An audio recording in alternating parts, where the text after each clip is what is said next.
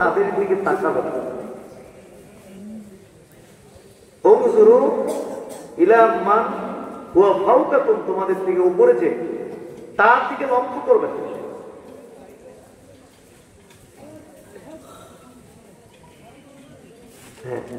বলেছেন তোমাদের থেকে নিচে যে তার দিকে তোমরা লক্ষ্য করবে। উনজুরু ইলা মান হুয়া আসফালা মিনকুম, তোমাদের থেকে নিচে যে তার দিকে লক্ষ্য করবে। ওয়ালা তানজুরু ইলা মান হুয়া ফাওকাকুম, তোমাদের থেকে উপরে যে তার দিকে তোমরা তাকাবে না। বলেন না সুবহানাল্লাহ। কারণ উপরের কোনো শেষ নাই, এই জন্য নিচের দিকে তাকাইতে বলছি যে আল্লাহ তাআলা আমাদেরকে ভালো রাখছেন, যেমন আমাদের ইমানদার করেছেন। কত মানুষ ইমানদার হইতে পারে নাই, হিন্দু, খ্রিস্টান, ইহুদি, নাস্তিক হয়েছে। আল্লাহ তাআলা আমাদেরকে মুমিন বানিয়েছেন, মুসলিম বানিয়েছেন। এর থেকে বড় নিয়ামত সম্পদ মুসলমানের জন্য আর কিছু হতে পারে? তাহলে তাদের থেকে আল্লাহ তাআলা আমাকে ভালো রাখছেন নাকি খারাপ রাখছেন? এই ভালোর কোনো সীমানা আছে? কত মানুষ বাড়ি ঘর নেই, এই ঢাকায় গিয়ে দেখেন মনে হয় যে মৃত লাশ করে উঠছে। ওই রাস্তার কিনারে রাত 2টা 1টায় গেলে দেখবেন যে এটা কি মরা লাশ। এই বৃষ্টিতে একটু আশ্রয় নেওয়ার জায়গা নাই। কিসের ডেঙ্গু মশার, কিসের কি, এগুলো চিন্তা করার সময়। কিন্তু আল্লাহ তাআলা তো আমাদেরকে একটা ঘর দিয়েছেন, 4টা ডাল ভাত খাওয়ার ব্যবস্থা করেছেন। তাহলে তাদের থেকে তো আল্লাহ তাআলা আমাদেরকে অনেক ভালো দেখছেন। গাজায় সেখানে মানুষের জীবনের কোনো নিরাপত্তা নেই। ইসরায়েলের বর্বর হামলায় 1 সেকেন্ডের কোনো ভরসা নেই গাজার মুসলমানদের। কিন্তু আল্লাহ তাআলা তো আমাদেরকে নিরাপদে রেখেছেন, তাদের চেয়ে তো আল্লাহ তাআলা আমাদেরকে ভালো রেখেছেন। এইভাবে আল্লাহ রাসূল বলেছেন তোমাদের থেকে যে নিচে আছে তার দিকে কি করবে? লক্ষ্য করবে। তোমার থেকে উপরে যে আছে তার দিকে তাকাবে না, কারণ উপরের কোনো সীমা নাই। 10 কোটি টাকার মালিক হলে আপনি চাইবেন 20 কোটি, 20 কোটির মালিক হলে 50 কোটি। বাংলাদেশের শ্রেষ্ঠ ধনী, বিশ্বের শ্রেষ্ঠ ধনী হতে আপনি চাইবেন, তাহলে এই চাওয়ার কি কোনো শেষ আছে? এই যে যন্ত্রণা, এই চাওয়া বড়, আরো দরকার, আরো দাও, আমার আরো লাগবে, এই যে চাওয়ার যে যন্ত্রণা, এটা হলো একটা কঠিন যন্ত্রণা। এটা কি যন্ত্রণা? কঠিন যন্ত্রণা। এই জন্য আল্লাহ রাসূল বলেছেন যে মানে সম্পদের ধনী মূলত ধনী নয়, মনের ধনী হলো প্রকৃত ধনী। মনের ধনী কি প্রকৃত?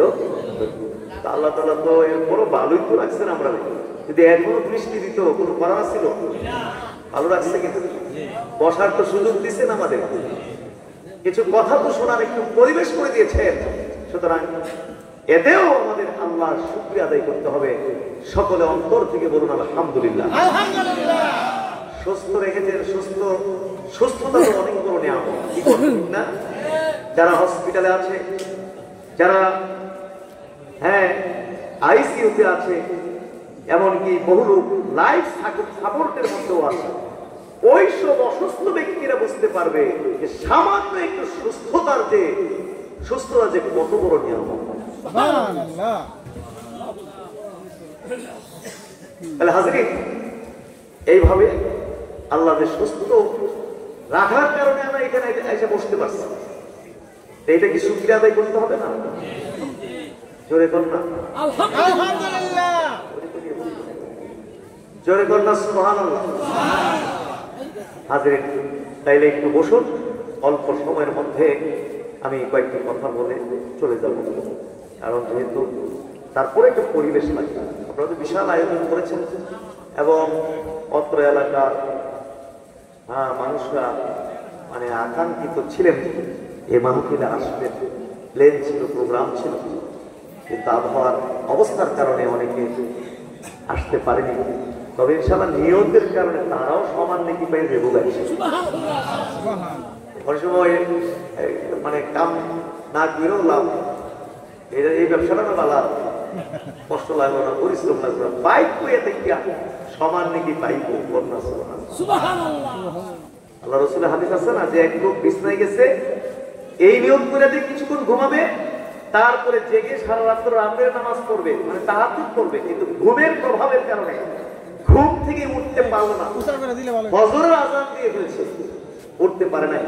আল্লাহ রসুল বলেছেন যেই নিয়তে সে বিছনায় গেছে, নবী এবং রসুলদেরকে প্রেরণ করেছেন, জোরে বলুন সুবহানাল্লাহ।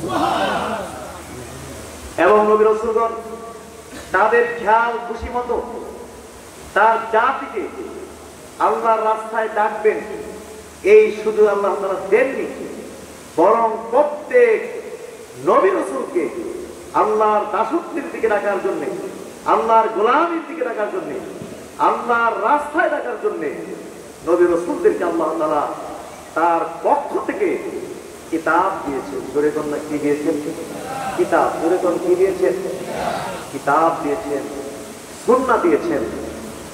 এই কিতাব এবং সুন্নাহ অনুযায়ী প্রত্যেক নবী রাসূলগণ তার জাতিকে আল্লাহর দিকে আহ্বান করেছেন। সুবহানাল্লাহ।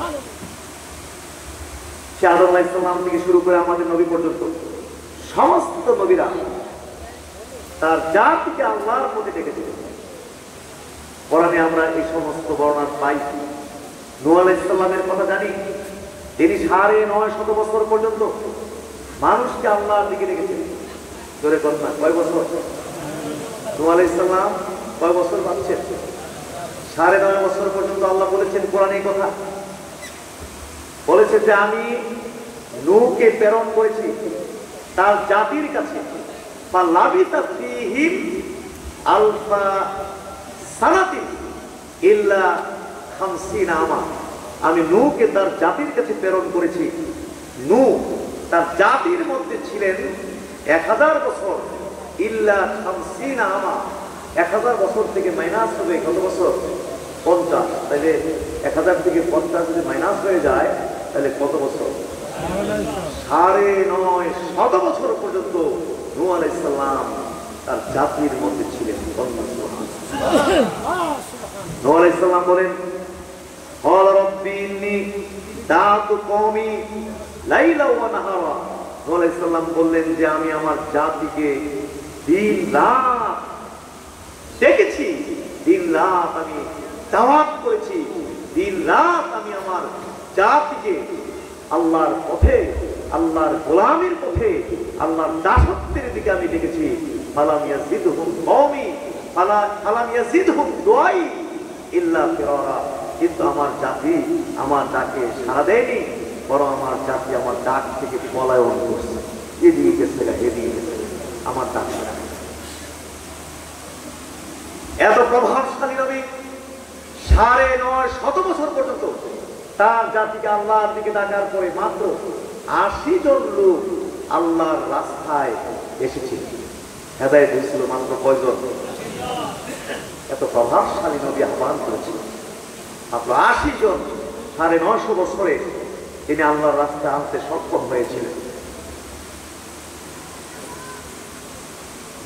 মানুষের অন্তর তো বাঁকা থাকে, সোজা পথে আসতে চায় না। মানুষের অন্তরটা কি বাঁকা বাঁকা, কারণ মানুষের নফস আছে, মানুষের পিছনে শয়তান আছে, দুটো শত্রু মানুষের মধ্যে রয়ে গেছে। এই দুটো শত্রু খালি মানুষকে বাঁকা পথে নিয়ে যেতে চায়। নফস মানুষের শত্রু আছে না নাই? এই নফস সবসময় চায় তাকে দিয়ে পাপ কাজ করাইতে, ভালো কাজে বাধা দিতে চায়, আর খারাপ কাজের দিকে আকর্ষণ সৃষ্টি করে খারাপ কাজের দিকে তাকে পরিচালিত করতে চায় নফস। এই জন্য আল্লাহ রাসূল বলেছেন, আল মুজাহিদু মান জাহাদা নাফসাহু, সেই প্রকৃত মুজাহিদ যে তার নফসের বিরুদ্ধে জিহাদ করে। নফসের বিরুদ্ধে জিহাদ করে। নফসের বিরুদ্ধে জিহাদ করা সহজ না কঠিন? কঠিন। আরে যুদ্ধের ময়দানে, অস্ত্রের যুদ্ধে, তরবারির যুদ্ধে, ক্ষেপণাস্ত্রের যুদ্ধে জিহাদ করা, লড়াই করা তো পানি বাপের মতো সহজ। তরবারির জিহাদ, গোলাগুলির জিহাদ, জিহাদের ময়দান যদি প্রতিষ্ঠিত হয় কোরআন সুন্নাহর আলোকে, মনে করে ইন্ডিয়া বাংলাদেশ যদি যুদ্ধ হয়, জাহাজ হয়, হ্যাঁ এই জাহাজে মানে এই জাহাজ সহজ গোলাগুলি করে, হ্যাঁ ক্ষেপণাস্ত্র ছুড়ে গোলাগুলি করে, হ্যাঁ হঠাৎ করে বুকের মাঝখানে একটি বুলেট আসলো, আসলেই তো 5 মিনিটের ভিতরেই আমি চলে গেল। পানির মতো সহজ হলো এই জাহাজ। কিন্তু নফসের বিরুদ্ধে জিহাদ করা কি সহজ না কঠিন? আপনি জানা করার সুযোগ আছে, পৃথিবীর কেউ দেখবে না, পৃথিবীর কেউ দেখবে না আপনি জানা করতে পারেন। স্ত্রী দেখবে না, ছেলে মেয়ে দেখবে না, কেউই দেখবে না। আপনি ইচ্ছা করলেই জানা লিপ্ত হতে পারছেন, কিন্তু আপনি নফসের বিরুদ্ধে নফস বলছেন জানা কর, কেউ দেখবে না জানা কর। আপনি বললেন যে নো, কেউ দেখছে না, কিন্তু আমি আমার আল্লাহ চোখকে তো আমি ফাঁকি দিতে পারবো না। নফসের বিরুদ্ধে আপনি লড়াই করে এই জানা থেকে বাঁচা, এই জিহাদটাকে সহজ থেকে জিহাদটা কঠিন। কথা শুনতেছেন আপনারা? এই জিহাদটা সহজ না কঠিন? 10 লক্ষ টাকা একটা অফার আসলো, ঘুষ দেবে আপনাকে, এই 10 লক্ষ টাকা আপনাকে একমত দিব, আপনি আমাকে এই অন্যায়টা কইরা দিবেন, আপনি নিলেই পারেন, কেউ দেখবে না, আপনার উপরস্থ অফিসার দেখবে না, কেউই দেখবে না। আপনি বললেন যে কি করি, নষ্ট নষ্ট করে লইয়ালাম, এত বড় কাম তার কবে বাস না বাস, রাস্তা কেনা দেখবো না তো কেউ, কিন্তু আপনি বলেছেন নো, কেউ দেখবে না, কিন্তু আল্লাহ তো দেখবে। সুতরাং তোমার এই 10 লাখ টাকার উপর লাঠি দেই, থুতু দেই। এই যে নফসের বিরুদ্ধে আপনি জিহাদটা করলেন, এই জিহাদটা কি সহজ না কঠিন? এই জন্য আল্লাহ রাসূল বলেছেন আল মুজাহিদু মান জাহাদা নাফসাহু, ওই ব্যক্তি প্রকৃত মুজাহিদ যেই ব্যক্তি তার নফসের বিরুদ্ধে জিহাদ করে। সুবহানাল্লাহ। আর শত্রু হলো শয়তান, ধরে কোন, আর আমাদের শত্রু হলো কে? শয়তান। ইন্না শাইতানা লাকুম আদুউম মুবিন, আল্লাহ বলেছেন নিশ্চয়ই তোমাদের জন্য শয়তান হচ্ছে প্রকাশ্য দুশমন। প্রকাশ্য কি? চাইলে আমাদের এই নফস আছে, এই শয়তান আছে, এই দুই শত্রু সবসময় চায় আমাদেরকে শুধু বাঁকা পথে নিতে, পাপের পথে নিতে, বাঁকা রাস্তায় আমাদেরকে নিতে চায় এই দুটো শত্রু। যার জন্য মানুষ, অধিকাংশ মানুষ ওই নফসের সাথে পারে না, শয়তানের সাথে পারে না, শুধু বাঁকা পথ অবলম্বন করে বাঁকা রাস্তায় যায়। এই জন্য খুব কম লোকই রাস্তায় আসে, কম লোকই কি আসে রাস্তায় আসে। আজকে এখানে ওলামায়ে কেরাম বক্তব্য রেখেছেন, আমরাও কিছু বক্তব্য রাখবো। কয়জন এখান থেকে আমরা, কয়জন কয়টা কথা এখান থেকে আমরা গ্রহণ করতে পারবো? আমার তো মনে হয় কম সংখ্যক লোকই আমরা এখান থেকে কিছু আপনার নাসিহা, কিছু মানে কি কয়, মানে ওয়াজ, কিছু নসিহত, কিছু কথা গ্রহণ করতে পারবো। অধিকাংশ মানুষ তো দেখবো যে আমরা কথাগুলো গ্রহণ করতে বাঁকা পথে।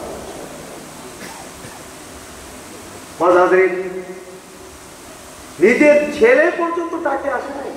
নূহ আলাইহিস সালাম ছেলেকে বলেছে ইরকাব মানা ওয়ালা তাকুম মিনাল কাফিরিন, মাল কাফিরিন, ওঠো আমার সাথে নৌকায় ওঠো।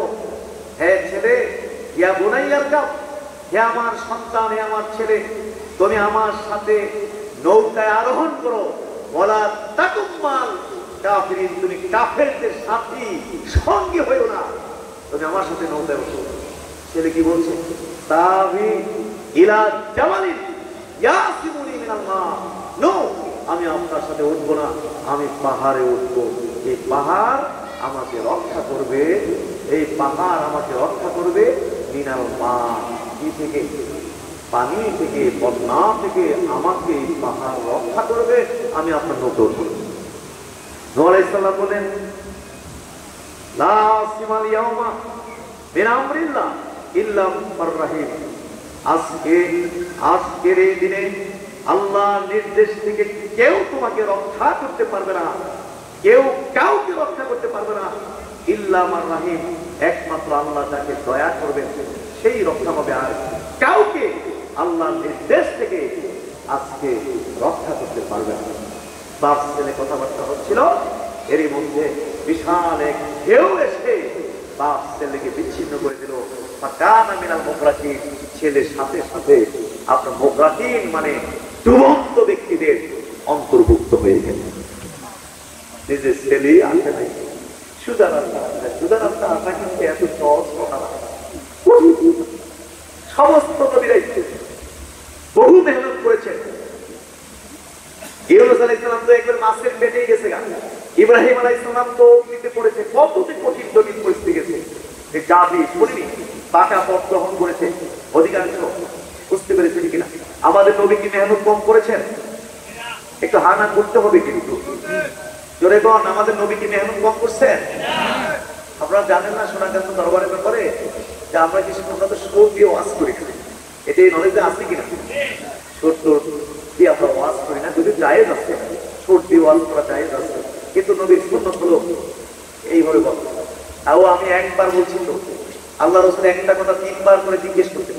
আম্মা আয়েশা সিদ্দিকা বলেছেন লাউ আদাল আতু লা হাসাবু, আজকের বক্তব্যে আল্লাহ রাসূল কয়টা কথা কইছেন, কোন গণনাকারী যদি বলতে চাইতো একটা একটা করে বলতে পারতো যে আজকের বক্তব্যে নবী কয়টা কথা কইছেন। কয়েকবার জিজ্ঞেস করতেন, কেন? যাতে কথাটা একদম ভিতরে গিয়া পাথরের মতো বইয়া যায়। সর্দি ওয়াজ করে কানের উপর দিয়ে দেবো, মাথার উপর দিয়ে চলে যাবে। গান শুনে ছেলেরা 1 ঘন্টা 2 ঘন্টা গান শোনার পরে যদি বলা হয় যে আচ্ছা 2 ঘন্টা যে এখানে গান শুনলাম, কত দেখি কি শুনছ, হায় হায় কি হচ্ছে এটা তো কইতাম না, কিন্তু রসগোল্লার মতো মজা লাগছে দিই। কানের উপর দিয়ে গেছে, মাথার উপর দিয়ে গেছে।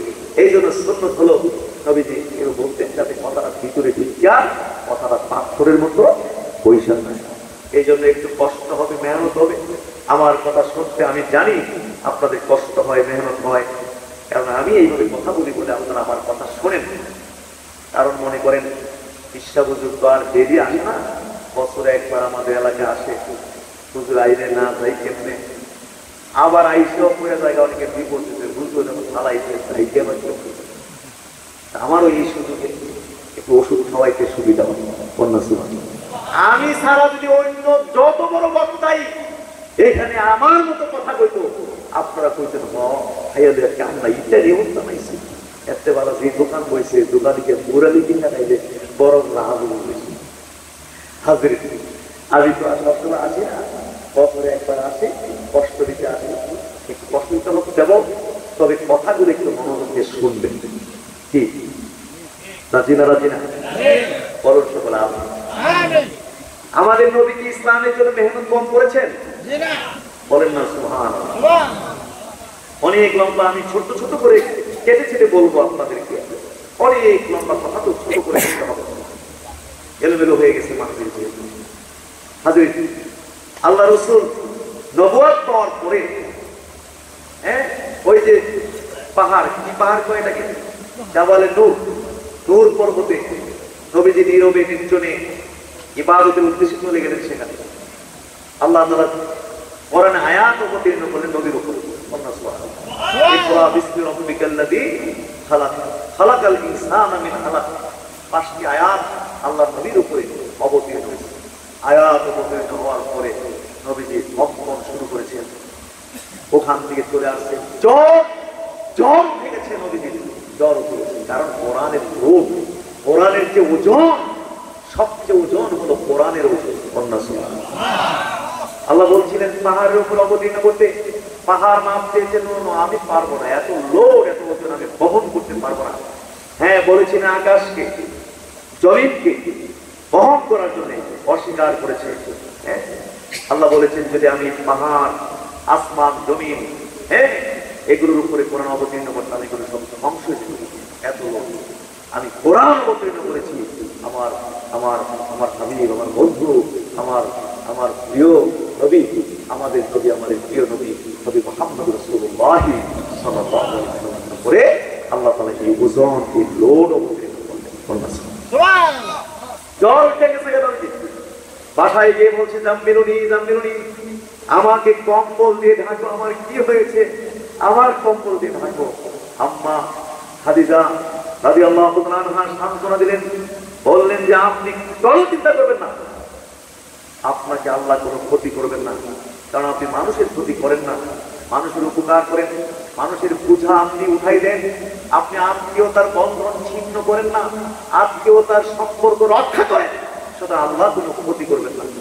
আর আপনাকে আমার চাচাতো ভাই ওরাকা ইবনে নওফলের কাছে নিয়ে যাব, সে অনেক বড় ডাক্তার, তার কাছে নিয়ে যাব, এবং সে তাওরাত এবং ইনজিলের বিশাল পণ্ডিত, বড় পণ্ডিত, তার কাছে নিয়ে যাব। নবীজিকে নিয়ে যাওয়ার পরে ওরাকা ইবনে নওফল তো বুঝতে পেরেছে যে তিনিই হলেন শেষ জমানার নবী, সর্বশেষ নবী, আখির নবী, সাইয়্যিদুল খালক, সাইয়্যিদুল আমবিয়া ওয়াল মুরসালিন, সাইয়্যিদুল ইমামুল আমবিয়া ওয়াল মুরসালিন, তিনিই হলেন নবী মুহাম্মদ রাসূলুল্লাহ। জোরে বলুন সুবহানাল্লাহ। বলেন যে আপনাকে যেদিন মক্কার মানুষ মক্কা থেকে বাহির করে দেবে, সেদিন যদি আমি বেঁচে থাকি আমি আপনাকে সাহায্য করব। নবী বললেন, তাহলে কি আমাকে আমার মক্কার লোকেরা, আমার দেশের লোকেরা আমাকে মক্কা থেকে তাড়িয়ে দিবে? বলে হ্যাঁ, সমস্ত নবীদের সাথে তার সম্প্রদায়ের লোকেরা এই আচরণ করেছে, শুধু আপনার সাথেও এর ব্যতিক্রম হবে না। নবীজি প্রথমে আম্মা খাদিজা রাদিয়াল্লাহু তাআলা আনহাকে দাওয়াত দিলেন, সাথে সাথে আম্মা খাদিজা রাদিয়াল্লাহু তাআলা আনহা বলে দিলেন, আশহাদু আল্লা ইলাহা ইল্লাল্লাহ ওয়া আশহাদু আন্না মুহাম্মাদান আবদুহু ওয়া রাসূলুহু। সর্বপ্রথম আম্মা